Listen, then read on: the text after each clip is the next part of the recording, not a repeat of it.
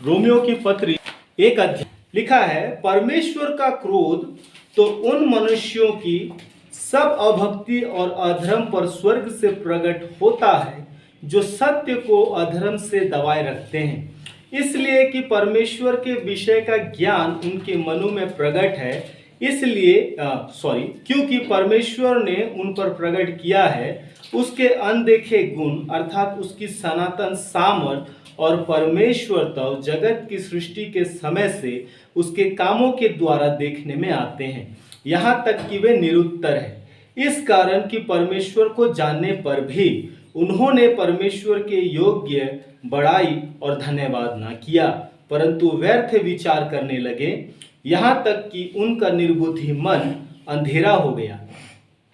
वे अपने आप को बुद्धिमान जताकर मूर्ख बन गए और अविनाशी परमेश्वर की महिमा को नाशवान मनुष्य और पक्षियों और चौपायों और रेंगने वाले जंतुओं की मूर्त की समानता में बदल डाला। इस कारण परमेश्वर ने उन्हें उनके मन की अभिलाषाओं के अनुसार अशुद्धता के लिए छोड़ दिया कि वे आपस में अपने शरीरों का अनादर करें, क्योंकि उन्होंने परमेश्वर की सच्चाई को बदलकर झूठ बना डाला और सृष्टि की उपासना और सेवा की, ना कि उस सृजनहार की जो सदा धन्य है। आमीन। इसलिए परमेश्वर ने उन्हें नीच कामनाओं के वश में छोड़ दिया, यहाँ तक कि उनकी स्त्रियों ने भी स्वाभाविक व्यवहार को उससे जो स्वभाव के विरोध है बदल डाला। वैसे ही पुरुष भी स्त्रियों के साथ स्वाभाविक व्यवहार छोड़कर आपस में कामातुर होकर जलने लगे, और पुरुषों ने पुरुषों के साथ निर्लज काम करके अपने भ्रम का ठीक फल पाया।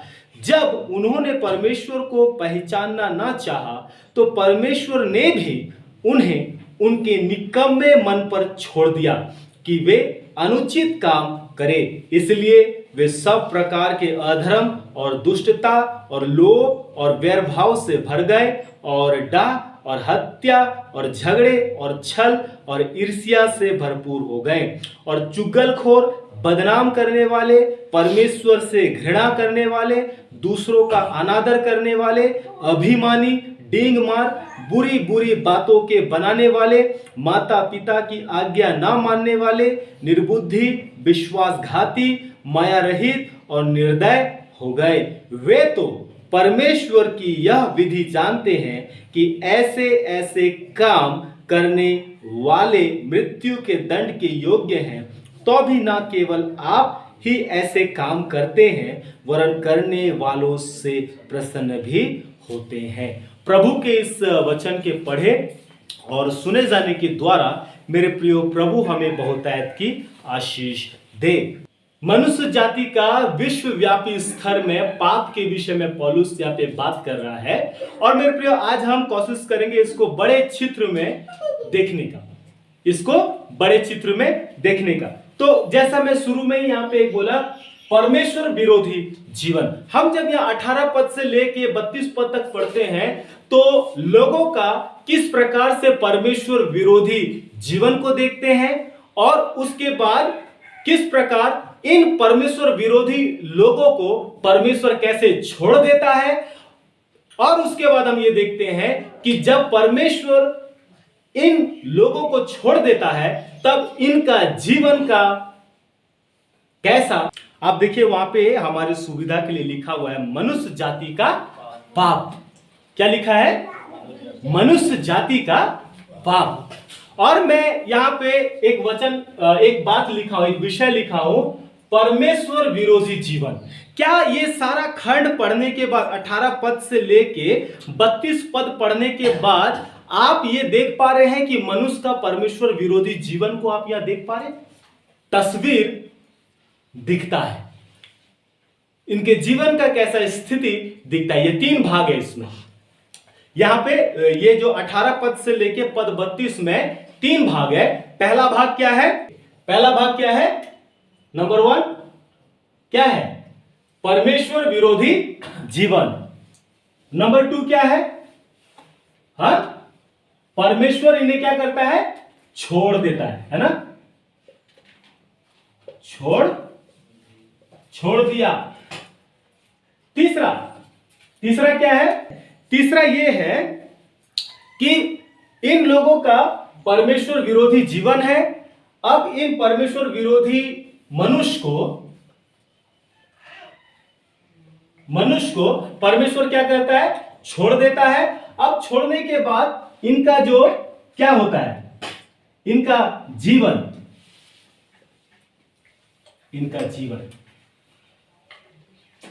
ये इसे आप इन तीन भागों में बांट सकते हैं। पहला 18 पद से लेकर 32 पद तक इनका परमेश्वर विरोधी जीवन के विषय में आप देखते हैं। इन परमेश्वर विरोधी मनुष्यों को परमेश्वर क्या करता है? छोड़ देता है। और फिर जब छोड़ देता है तो उनका जीवन आप देखते हैं आगे के पदों में। तो हम इसे देखेंगे। तो कहने का मतलब है परमेश्वर विरोधी जीवन जो मनुष्य जी रहा है, ये जो मनुष्य का पाप है मेरे प्रियो, ये हमको कहां मिलता है? पद 18 में मिलता है। पद कितना में मिलता है?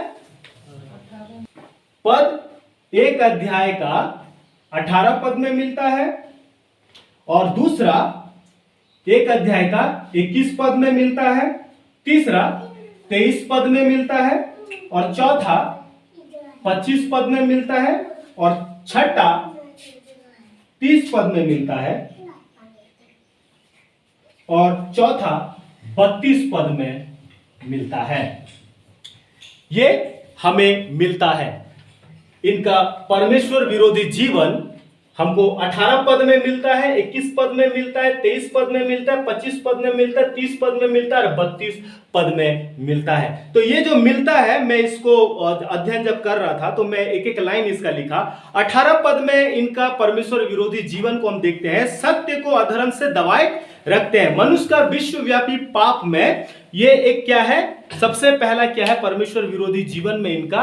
कि परमेश्वर के सत्य को क्या से दबाए रखते हैं? अधर्म से दबाए रखते हैं। और दूसरा 21 पद में परमेश्वर से कुछ संबंध नहीं रखा। दूसरा इन लोगों का जो जीवन है परमेश्वर से कुछ भी रिश्ता नाता नहीं रखा, और परमेश्वर का भय उनके मनों में नहीं है। और पद 23 में हम देखते हैं परमेश्वर को हटाकर उसके स्थान में अपना बनाया हुआ ईश्वर की स्थापना किया। परमेश्वर को हटा के परमेश्वर के स्थान में अपना बनाया हुआ ईश्वर को क्या किया? स्थापित किया। और चौथा हम देखते हैं परमेश्वर की सच्चाई को बदलकर झूठ बना डाला। और हम पांचवा विषय देखते हैं परमेश्वर को पहचानना ना चाहा। और छठा विषय देखते हैं परमेश्वर से घृणा करने वाले बना।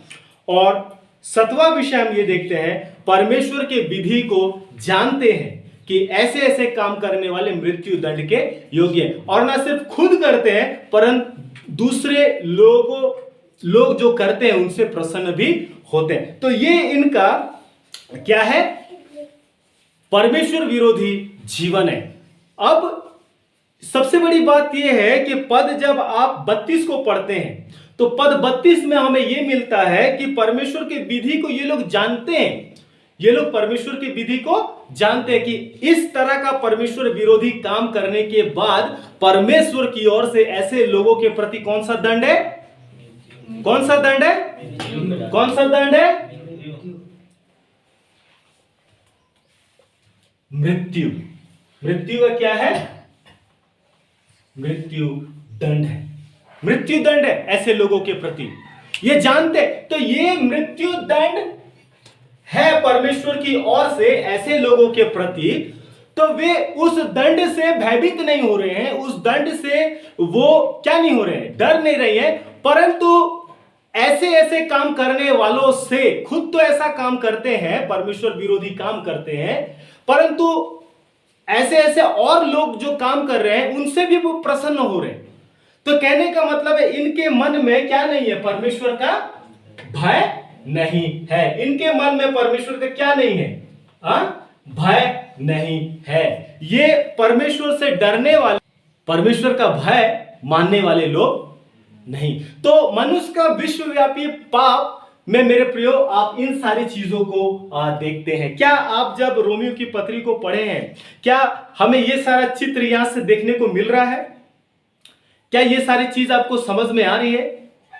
अब मेरे प्रियो, जो मनुष्य का विश्वव्यापी पाप है, मनुष्य का जो विश्वव्यापी स्तर में परमेश्वर के विरोध में जो जीवन है, ये विश्वव्यापी पाप है। पौलुस इसको विश्वव्यापी पाप बोलता है। और आप जब 5 अध्याय आओगे, जब आप 5 अध्याय आओगे, तो ये पाप कैसे आया विश्व में, पौलुस उसका उजागर करता है। और यहां पे पौलुस मेरे प्रियो उन विश्वव्यापी पाप का यहां पे क्या कर रहा है, चर्चा कर रहा है। और आगे जब आप 5 अध्याय जाओगे, तो 5 अध्याय में बोल रहा है कि ये पाप आया कैसे।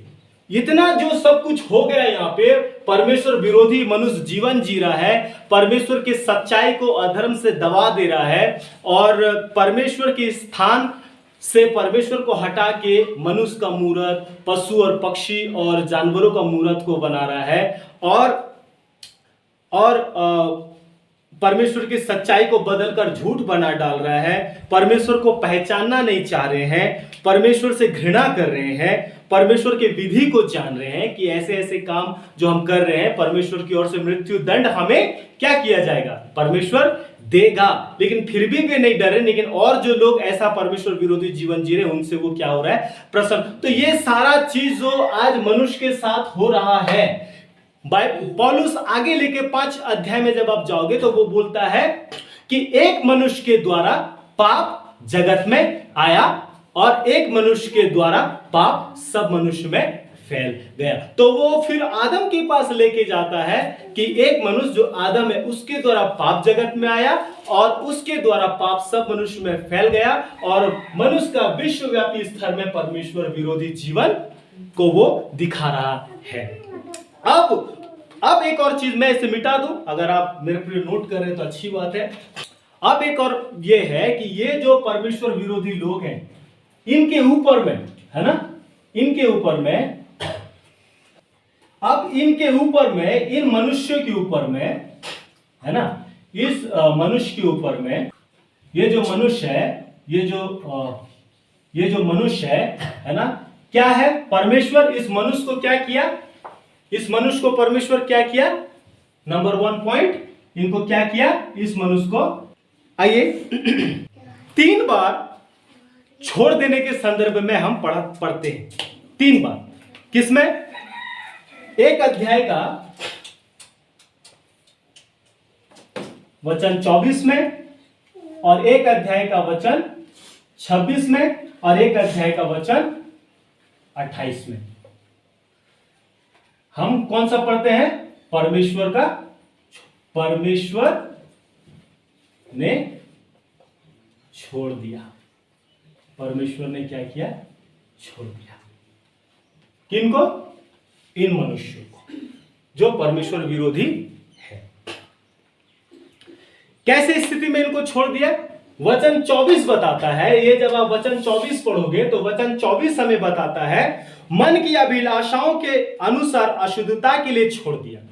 इनका मन का जो अशुद्धता है, इनके मन के अशुद्धता के अनुसार, मन की अभिलाषाओं के अनुसार अशुद्धता के लिए छोड़ दिया। वचन 26 बताता है, नीच कामनाओं के वश में छोड़ दिया।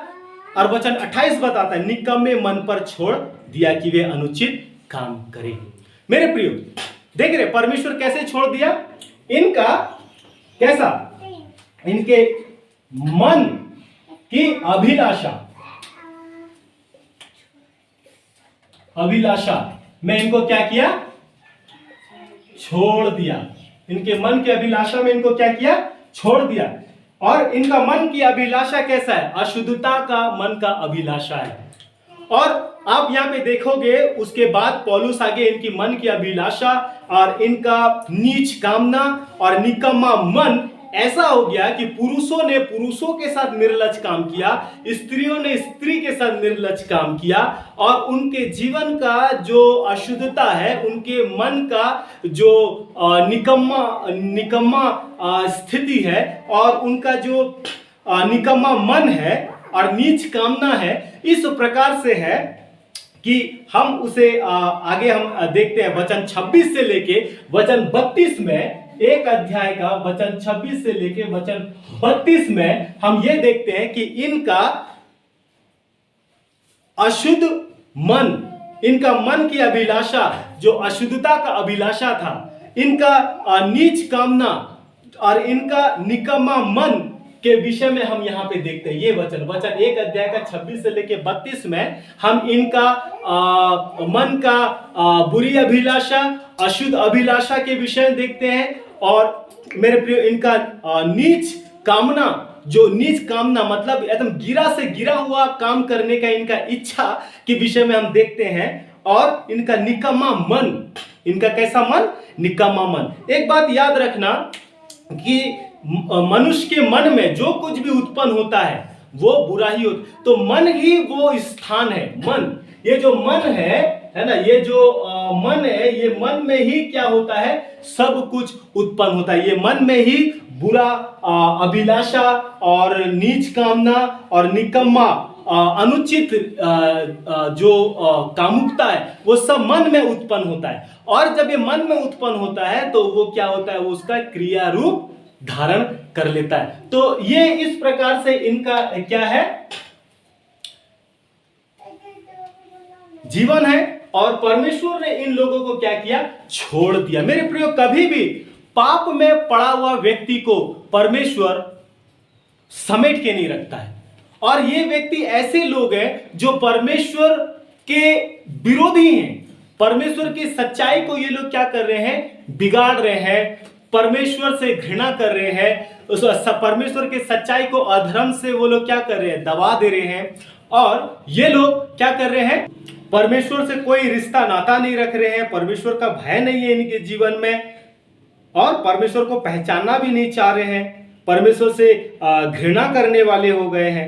तो इन सारे लोगों को, ये जो विश्वव्यापी पाप है, ये पूरा संसार का स्थिति है आज, ये पौलुस दिखा रहा है। और ऐसे स्थिति और ऐसे परमेश्वर विरोधी लोगों को परमेश्वर क्या करता है? छोड़ देता है। कैसे छोड़ देता है? उनके मन के अभिलाषाओं के अनुसार अशुद्धता के लिए उनको छोड़ देता है और नीच कामनाओं के वश में छोड़ देता है, निकम्मे मन पर परमेश्वर। जब परमेश्वर एक व्यक्ति को छोड़ देता है तब उसका जीवन कैसा होता है? उसका जीवन यहां पे देखिए, वचन 1 अध्याय वचन 26 से लेके वचन 32 में आप देखते हैं कि इनका जीवन कैसा हो गया। इनका जीवन कैसा हो गया?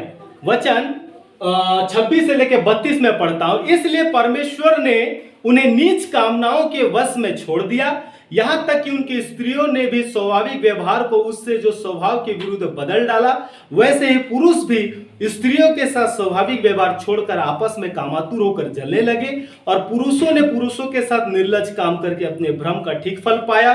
जब उन्होंने परमेश्वर को पहचानना ना चाहा तो परमेश्वर ने भी उन्हें उनके निकम्मे मन पर छोड़ दिया कि वे अनुचित काम करे, इसलिए वे सब प्रकार के अधर्म। देखा, जब परमेश्वर उनको छोड़ दिया तब वचन 29 बताता है, इसलिए परमेश्वर जब उनको छोड़ दिया तो वचन 29 बताता है, इसलिए वे सब प्रकार के अधर्म और दुष्टता और लोभ और बैरभाव से भर गए। देखा, जब परमेश्वर इन लोगों को छोड़ दिया कि जाओ अपने निकम्मे मन के अनुसार अपने जीवन को बिताओ, अशुद्धता जो तुम्हारे जीवन में है उसकी उनके अशुद्धता में परमेश्वर छोड़ दिया, नीच कामनाओं के वश में छोड़ दिया, तो मेरे प्रिय इन लोगों का जीवन देखिए, सब प्रकार के अधर्म और दुष्टता और लोभ और वैरभाव से भर गए, और डाह और हत्या और झगड़े और छल और ईर्ष्या से भरपूर हो गए, और चुगलखोर, बदनाम करने वाले, परमेश्वर से घृणा करने वाले, दूसरों का अनादर करने वाले, अभिमानी, डींग मार, बुरी बुरी बातों के बनाने वाले, माता पिता की आज्ञा ना मानने वाले, निर्बुद्धि, विश्वासघाती, माया रहित और निर्दय हो गए। देख रहे, परमेश्वर जब इन लोगों को छोड़ दिया तो इन लोगों का जीवन का स्थिति आज यही तो हम देख रहे हैं ना, सारे लोगों का जीवन का पाप का स्थिति।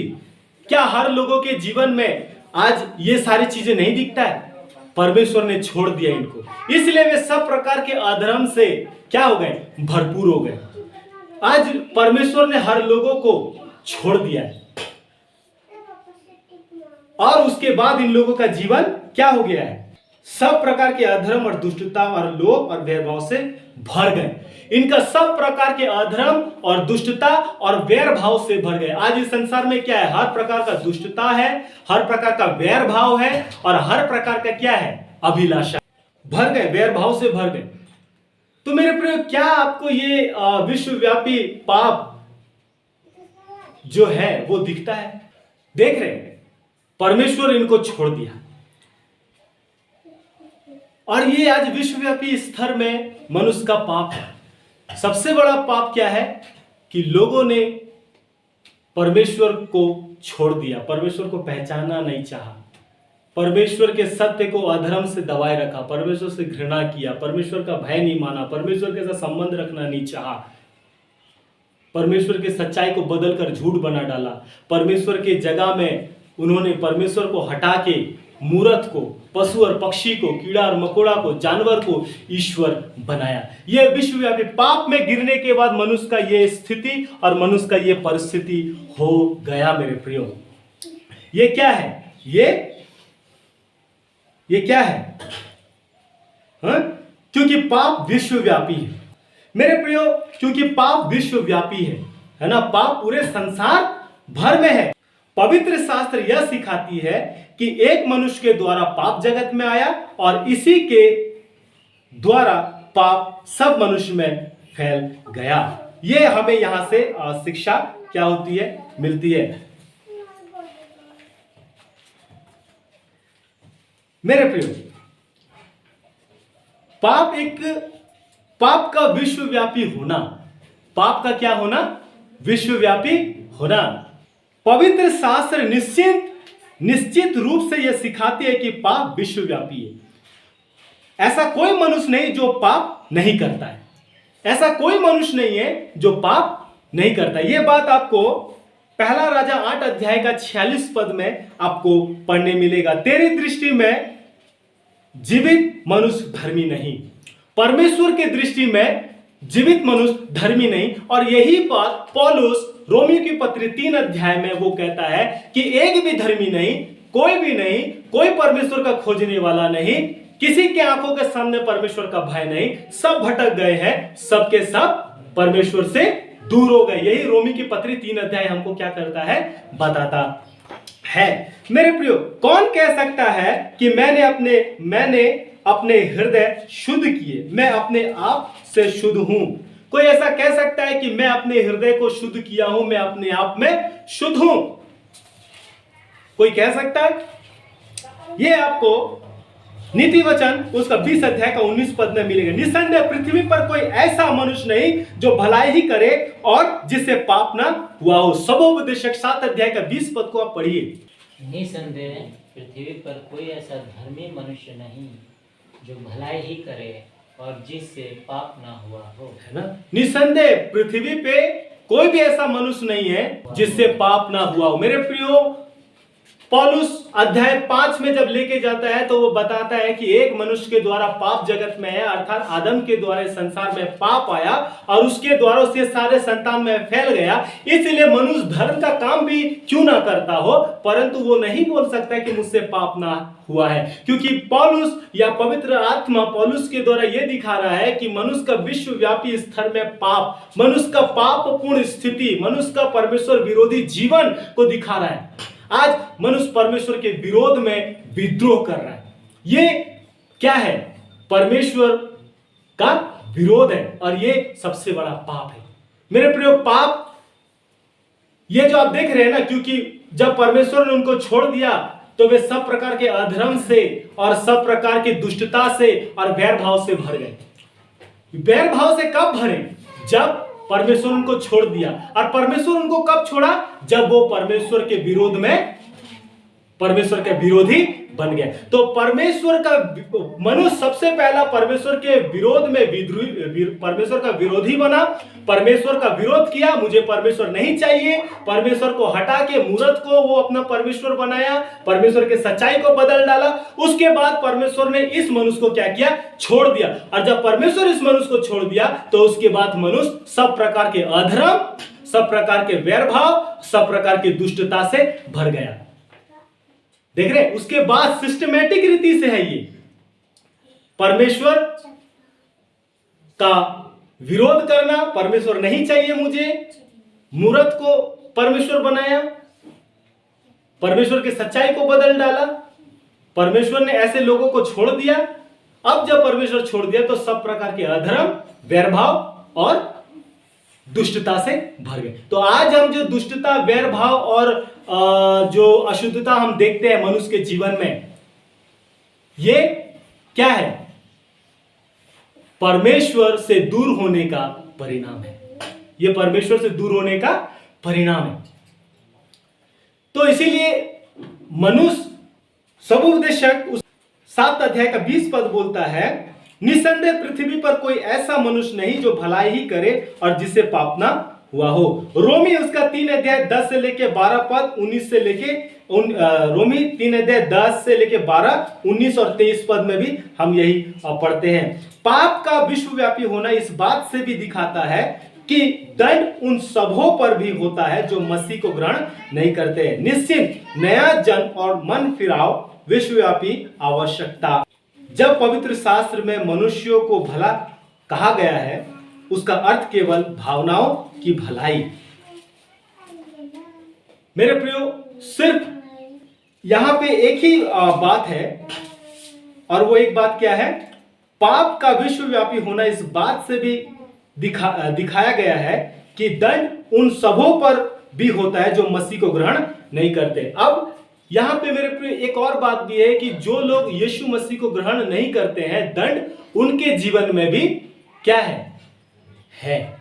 जिन्होंने प्रभु को ग्रहण किया वो दंड से बच गया, वो मृत्यु के दंड से बच गया। और मेरे प्रियो, सिर्फ एक ही उपाय है मृत्यु के इस दंड से बचने का, कि मन फिराव और परमेश्वर के सुसमाचार पे विश्वास करना। इसीलिए पौलुस कहता है कि मैं सुसमाचार से नहीं लजाता, इसलिए कि इस प्रकार के जो लोग हैं जो परमेश्वर के दंड के लिए तैयार हैं और ये परमेश्वर का दंड को पाएंगे, इसलिए मैं हर भरसक प्रयास करता हूं इनको सुसमाचार सुनाने का, ताकि ये सुसमाचार सुने और मन फिराए, और जो इनको धर्मी बनाएगा, अभी तो ये क्या है? अधर्मी है। जो इनको धर्मी बनाएगा उस पे विश्वास करे, अर्थात परमेश्वर ने जो यीशु मसीह को हमारा धार्मिकता ठहराया, परमेश्वर की धार्मिकता अधर्मियों के उद्धार के लिए जो प्रकट हुआ है। मनुष्य जब उस धार्मिकता पे विश्वास करेगा तो परमेश्वर ऐसे लोगों को क्या करेगा? धर्मी बनाएगा, उनको धर्मी घोषित करेगा, उनको क्षमा करेगा, और वो क्या होगा? धर्मी घोषित किया जाएगा। तो ये पौलुस ये सारा चीज बताने का पीछे का उद्देश्य ये है मेरे प्रियो, क्योंकि पौलुस जब आप देखोगे तो वो मसीह के धर्मी ठहराए जाने की शिक्षा को वो दे रहा है। अब इस प्रकार का जब मनुष्य का जीवन है तो क्या वो किसी भी एंगल से वो धर्मी बन सकता है? अब इतना सारा उसका पाप का लिस्ट पौलुस खोल के दे दिया, अब कोई व्यक्ति परमेश्वर के सामने धर्मी बन सकता है? अब देखिए, पौलुस जब विश्वव्यापी पाप का उजागर, मनुष्य का पापपूर्ण स्थिति का उजागर, उनके अधर्म का, उनके दुष्टता का, उनके अशुद्धता का जब इस प्रकार से लिस्ट खोल के दिया, अब ऐसे लोग क्या कभी धर्मी घोषित किए जा सकते हैं? क्या ऐसे लोग कभी धर्मी बन सकते हैं? क्या ऐसे लोगों के जीवन में कभी परमेश्वर के प्रेम की भलाई उंडेला जाएगा? देखो लिंक कहां से कहां जा रहा है। पौलुस मानव जाति के पाप, अगर किसी को परमेश्वर धर्मी घोषित कर रहा है तो पौलुस वो बोल रहा है कि ऐसे परमेश्वर किसी को धर्मी घोषित नहीं किया। पहले ये देख लो कि उस मनुष्य का जीवन कैसा था। मनुष्य का जीवन तो परमेश्वर विरोधी था। मनुष्य तो परमेश्वर से घृणा कर रहा है। मनुष्य तो परमेश्वर को हटा के उसके जगह में पत्थर को और जानवर को ईश्वर बना रहा है। मनुष्य तो परमेश्वर की सच्चाई को बदल दे रहा है। मनुष्य तो परमेश्वर से घृणा कर रहा है। मनुष्य तो परमेश्वर की सच्चाई को अधर्म से दबा दे रहा है। मनुष्य तो परमेश्वर के साथ रिश्ता नाता संबंध नहीं रख रहा है, परमेश्वर से बैर कर रहा है, परमेश्वर से नफरत कर रहा है, परमेश्वर डर नहीं रहा है। और परमेश्वर ऐसे मनुष्य को छोड़ दे रहा है और उसके बाद जीवन सब प्रकार के अधर्म, सब प्रकार का अभक्ति और वैरभाव और अशुद्धता से भरा हुआ जीवन। ऐसे मनुष्य के जीवन में परमेश्वर का प्रेम की भलाई, रोमी 5 अध्याय 8 पद को पढ़िए, तब आपको समझ में आएगा कि पौलुस क्यों मनुष्य जाति का पापपूर्ण स्थिति का वो एक तस्वीर को वो दिखा रहा है, ताकि लोग ये देख सके कि भैया ऐसा परिस्थिति था, ऐसा स्थिति था, ऐसे ही परमेश्वर का प्रेम के भलाई नहीं उंडेला जा रहा है। रोमी 5 का 8 आलोक जल्दी पढ़ के सुनाओ। परंतु परमेश्वर हम पर अपने प्रेम की भलाई इस रीति से प्रकट करता है कि जब हम पापी ही थे तभी मसीह हमारे लिए मरा। देख रहे वचन को, समझ रहे कहां जा रहा है वचन। मैं रोमियो की पत्री का अध्ययन करा रहा हूं, रोमियो की पत्री से ही ये वचन आपको पढ़ाया, समझ रहे। पौलुस अब वहां पे बोल रहा है, क्या बोल रहा है? परमेश्वर की प्रेम की भलाई हम पर। अब पौलुस बोलता है हम सब भैया, हम सब लोग, क्या ईसाई हो, क्या यहूदी हो, क्या अन्य जाति हो, क्या यूनानी हो, सब भैया हम सब, जब हम पाप में मरे हुए थे, जब हम पाप में मरे हुए थे, हम भी परमेश्वर के दंड के लिए भागीदार थे। तब परमेश्वर का हमारे जीवन में क्या उतरा? ऐसे लोगों के जीवन में परमेश्वर का क्या उतरा जो परमेश्वर को छोड़ दिए, जो परमेश्वर का विरोध में गए, परमेश्वर का विद्रोह किया, परमेश्वर को हटा के उसके स्थान में अपना बनाया हुआ ईश्वर को स्थापित किया, परमेश्वर से नफरत किया, घृणा किया। ऐसे लोगों के जीवन में परमेश्वर का क्या उतरा? क्या कभी ये लोग, ये जो रोमी उसका 1 अध्याय 18 से लेकर 32 पद में, क्या कभी ये लोग परमेश्वर के प्रेम के भलाई के योग्य थे? आप बताओ, जितना मैं आपको अभी सिखाया हूं, चुनाव करो आप, क्या थे? लिस्ट जितना अभी आपको पढ़ के सुनाया, क्या थे? किसी एंगल से थे? समझ में आ रहा है क्या सीख रहे हैं हम? समझ में आ रहा है क्या बाइबल सिखाना चाह रहा है, क्या चित्र को वो प्रस्तुत करना चाह रहा है? अब समझ में आ रहा है कि परमेश्वर कैसे समय में लोगों के जीवन में अपने प्रेम की भलाई को उंडेला, कैसे समय में यीशु मसीह ऐसे लोगों के लिए मरने के लिए आया है।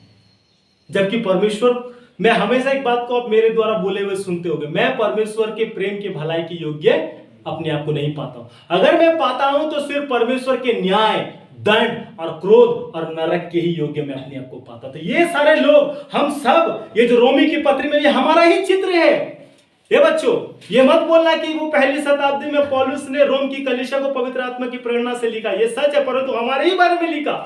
हम सब परमेश्वर के न्याय, क्रोध, दंड और नरक के योग्य थे। लेकिन रोमी 5 अध्याय का 8 पद में पौलुस कहता है परंतु परमेश्वर की प्रेम की भलाई।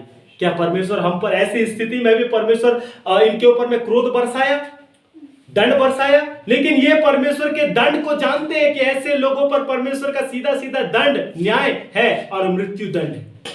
कौन सा दंड है? मृत्यु दंड है।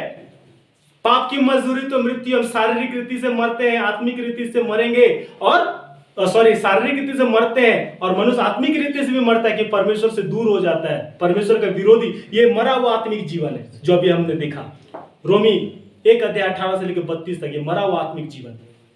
और इसका परिणाम अगर ये लोग मन नहीं फिराएंगे तो अनंत काल में भी वे नरक में झोंके जाएंगे, वो जो दूसरी मृत्यु है। लेकिन परमेश्वर प्रेम की भलाई उंडेल रहा है। पौलुस ये चित्र रोम की कलीसिया को क्यों दिखा रहा है? वो बताना चाह रहा है कि पौलुस जब बात किया रोमी 1 अध्याय का कितना वचन 16 और वचन 17 में, कि वचन 16 और वचन 17 में जब पौलुस बात कर रहा है, क्या बात कर रहा है? क्योंकि मैं सुसमाचार से नहीं लज्जाता, इसलिए कि वो हर एक विश्वास करने वालों के लिए, पहले तो यहूदी फिर यूनानी के लिए उद्धार के निमित्त परमेश्वर की सामर्थ है, क्योंकि उसमें परमेश्वर की धार्मिकता विश्वास से और विश्वास के लिए प्रकट होती है। जैसा लिखा है, विश्वास से धर्मी जन जीवित रहेगा। अब यदि कोई मनुष्य परमेश्वर के प्रकट किया हुआ धार्मिकता पे विश्वास करेगा, अब परमेश्वर की धार्मिकता प्रकट हुई है। याद करो, सुसमाचार में परमेश्वर की धार्मिकता अधर्मियों के उद्धार के लिए प्रकट। ये जो अधर्मी है, हम जो अधर्मी है, इस लिस्ट में अपने आप को दूर मत करो। अगर इस लिस्ट में आप अपने आप को दूर कर दोगे तो आपको बोरिंग लगेगा। उस चित्र में क्या आप अपने आप को पाते? क्या हम अपने आप को पाते? रोमी 1 अध्याय 18 से लेकर 32 पद में कहीं भी आप अपने आप को फिट पाते? क्या मेरे ही बारे में बोल रहे हैं? अगर हम बोलेंगे कि यहां मैं नहीं हूं तो भैया आप कहीं और रहोगे। हमारे विषय में वो जिक्र किया जा रहा है। और परमेश्वर सुसमाचार में परमेश्वर की धार्मिकता अधर्मियों के उद्धार के लिए प्रकट हुई है। तो परमेश्वर, तो पौलुस वही चीज को दिखाना चाह रहा है, पाप में गिरे हुए मनुष्य को, परमेश्वर विरोधी मनुष्य को यह दिखाना चाह रहा है कि परमेश्वर का धार्मिकता सुसमाचार में अधर्मियों के लिए प्रकट हुआ है। अब यदि ऐसे लोग परमेश्वर पर विश्वास करेगा तो वो पूरा सुसमाचार सुना रहा है। आगे वो बताएगा कि कैसे पाप आया इस संसार में। एक मनुष्य के द्वारा पाप आया और उसके द्वारा तुम सब में फैल गया और तुम्हारा जीवन अजीय हो गया। परंतु परमेश्वर की प्रेम की भलाई एक प्रकट हुई है। उस प्रेम की भलाई को क्या करो? स्वीकार करो। जब हम पापी ही थे, बोला तो हमने तो परमेश्वर के विरोध में जीवन जिया, पाप में जीवन जिया। परमेश्वर का क्रोध हम पर है, उसका दंड, मृत्यु का दंड हम पर है। परंतु यीशु मसीह हमारे लिए मरा। उस पे क्या करें? उसके सुसमाचार पे, उसके पुत्र के सुसमाचार पे विश्वास। अब यदि मनुष्य उसके पुत्र के सुसमाचार पे विश्वास करेगा कि यीशु मसीह मेरे पापों के लिए मारा गया, गाड़ा गया, तीसरे दिन मुर्दों में से जी उठा और फिर तीसरे दिन मुर्दों में से जी उठा, स्वर्ग पे चढ़ गया, वो आने वाला है, तो वो मनुष्य, ये जो स्थिति है, वो स्थिति परमेश्वर उसका क्या करेगा? बदल देगा। ये स्थिति क्या करेगा? परमेश्वर बदल देगा और उसको क्या करेगा? नया बनाएगा, उसको धोएगा। अब जो मसीह यीशु में वो नया सृष्टि है, पुरानी बातें बीत गई, देखो सब नई हो गई है।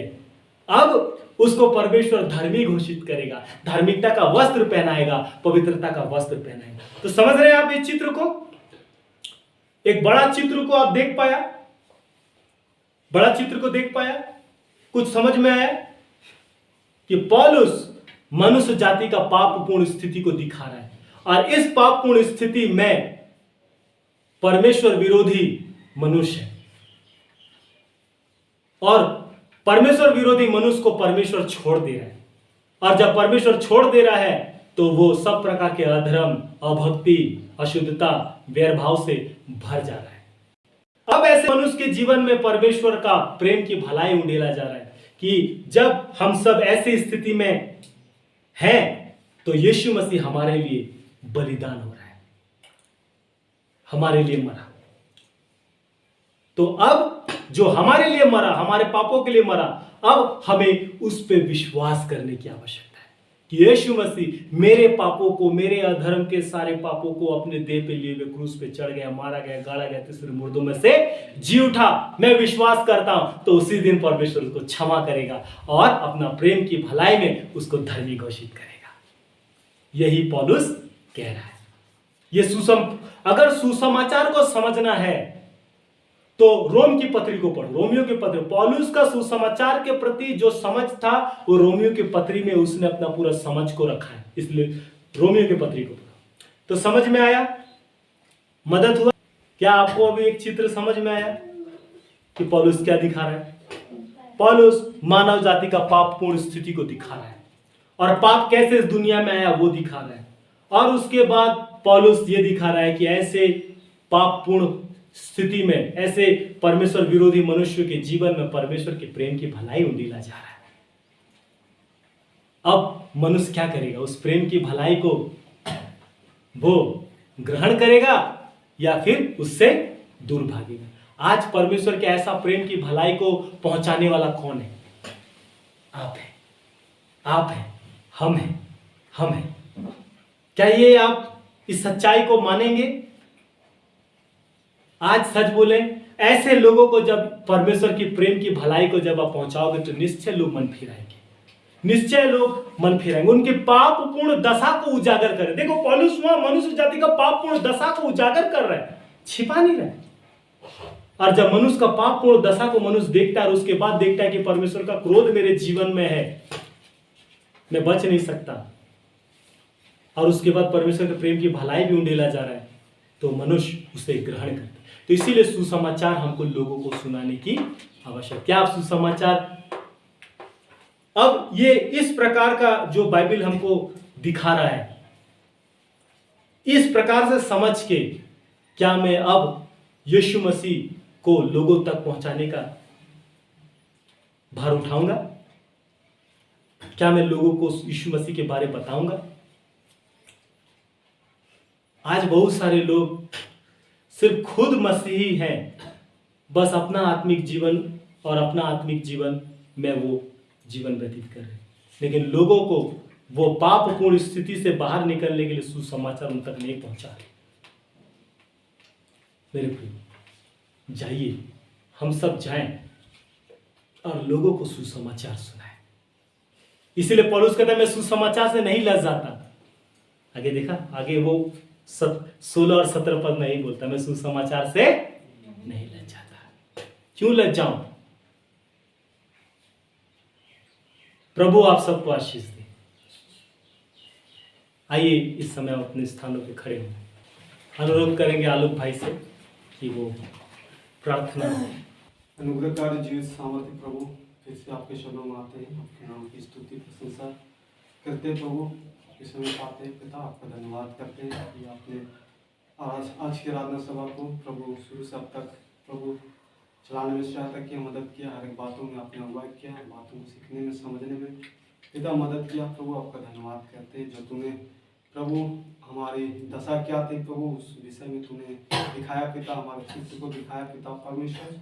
हम तो पिता परमेश्वर दंड और प्रभु नरक के भागी थे पिता परमेश्वर प्रभु, हम तो गुनहगार अपराधी पापी इंसान थे पिता परमेश्वर, लेकिन तूने ऐसे मनुष्य पर पिता परमेश्वर अपने प्रेम की भाई हमारे जीवन पर प्रकट किया प्रभु पिता। हम आपका धन्यवाद करते हैं पिता, आपकी स्तुति प्रशंसा करते हैं प्रभु जी। धन्यवाद करते हैं पिता इस प्रेम के लिए जो तूने हम सब के लिए किया है प्रभु।